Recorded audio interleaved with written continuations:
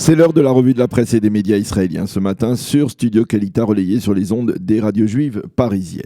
Ceux qui pensaient qu'après l'échec de Benny Gantz à former un gouvernement, la tension politique allait retomber, eh bien comprennent en consultant les manchettes et les quotidiens israéliens ce matin que il n'en sera rien et que la une du Yediot Aharonot en particulier est conçue ce matin de telle sorte qu'elle détaille non pas un enjeu crucial mais trois enjeux cruciaux qui risquent de secouer la vie en Israël, la vie juridique, la vie politique et la vie sécuritaire.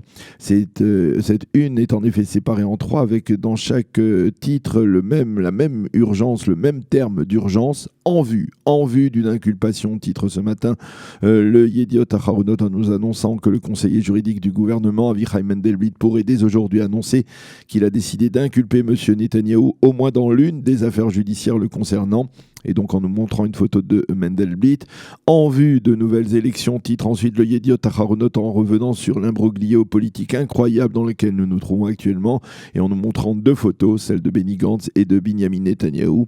Et enfin, en vue d'une confrontation militaire dans le nord du pays entre Israël et les forces iraniennes stationnées en Syrie, après les roquettes iraniennes tirées il y a 2 jours vers le Golan, et la riposte très musclée de Tsahal qui a détruit, vous le savez, des dizaines de cibles iraniennes et syriennes avant-hier soir sur le sol syrien. Le Israël Hayom, lui, fait l'impasse ce matin sur l'aspect judiciaire pour se focaliser sur l'imbroglio politique sans précédent dans lequel l'État d'Israël est plongé après l'échec de Benny Gantz à former un gouvernement. Le journal surtitre en parlant du piège des 21 prochains jours au cours desquels il va falloir trouver un député capable de rassembler autour de son nom une coalition de 61 membres du Parlement israélien.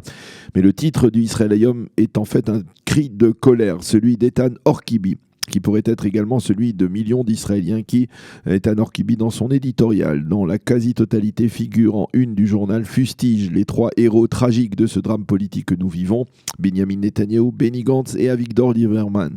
Nous en avons assez de vous. Lorsque vous aurez décidé ce que vous voulez faire, eh bien, prévenez-nous, a écrit ce matin Orkibi, et c'est le titre, c'est la manchette ce matin du Israël Hayom, une manchette de colère donc, et dans cette édition, Orkibi écrit, dans cet édito, il écrit « Quoi qu'il advienne, les dégâts causés par cette folle année d'incertitude politique, eh bien, ne seront pas réparables, même en mettant de côté les dégâts collatéraux causés par l'absence de décision politique dans de multiples secteurs, on ne peut pas faire l'abstraction de l'atteinte dramatique au principe de gouvernance d'un pays.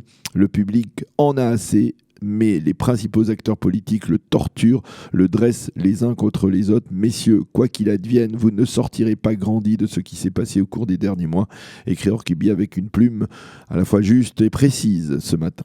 Dans leurs pages intérieures, les journaux reviennent sur les principaux événements de la journée politique d'hier, la décision de Lieberman de ne pas décider justement quel camp de celui de Netanyahou ou de Gantz il devrait rejoindre à ces actes d'accusation déposés contre l'ensemble de la classe politique israélienne, à la fois le parti bleu-blanc, le Likoud, mais également les ultra-orthodoxes, les partis orthodoxes et les partis arabes. Les appels répétés du Premier ministre à une union nationale, la réponse négative et très critique de Benny Gantz hier soir après qu'il ait remis officiellement son mandat au président Rivlin. Le Haaretz, lui, cite ce matin des responsables du Likoud qui affirment qu'ils étaient très proches au cours des derniers jours d'un accord de coalition avec le parti bleu-blanc, mais que cela n'a finalement pas abouti.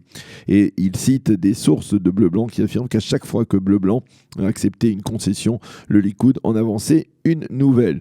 Les journaux et les sites d'information répondent à de multiples questions se rapportant à la période de 3 semaines dans laquelle nous allons entrer et qui est sans précédent dans l'histoire de l'État d'Israël. Et le Israël Hayom appelle cela le guide de l'imbroglio, ou après dans l'imbroglio, titre ce matin le journal. Si vous voulez comprendre ce qui va se passer dans les prochains jours, conservez bien ce titre, ce guide écrit ce matin le Israël Hayom. Mati Tourfeld commente la situation politique actuelle dans le Israël Hayom et il écrit que le système politique israélien atteint hier un summum de l'hallucination.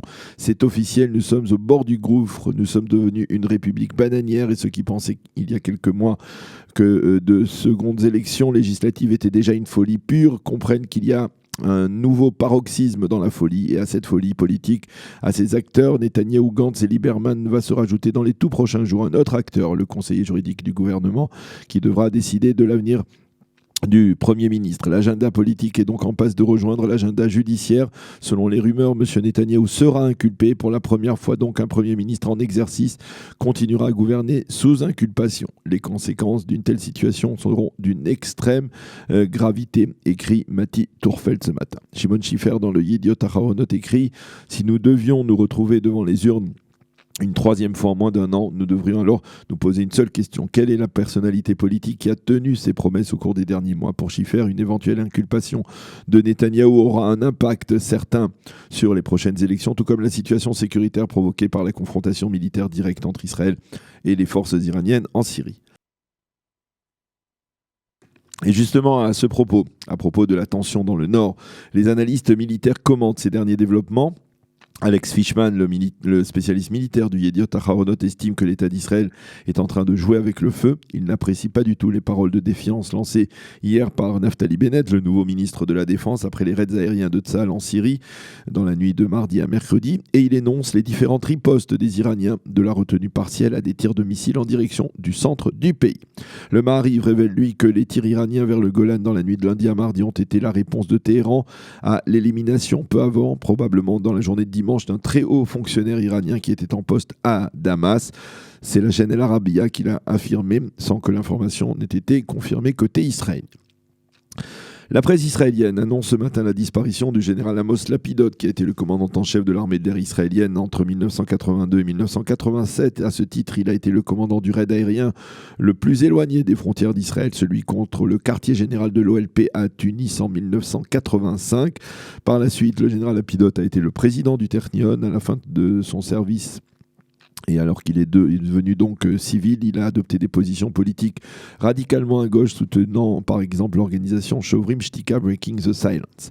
Et dans la même page du Israël Hayom figure ce matin une photo des deux nouveaux avions furtifs F-35, le Hadir, qui ont été intégrés hier aux forces de l'armée de l'air israélienne. Enfin, pour clore cette revue de la presse, les journaux nous montrent des photos du grand incendie qui a embrasé hier une partie des forêts dans le pourtour de Mevaseret Sion, à l'entrée de Jérusalem. Des dizaines d'équipes de pompiers ont été mobilisées pour neutraliser le feu avant qu'il ne s'approche dangereusement du centre commercial de Mevaseret et de l'autoroute numéro 1, un incendie qui est la conséquence directe de la sécheresse assez rare en ce mois de novembre 2019. C'est la fin de cette revue de la presse et des médias israéliens sur Studio Kalita.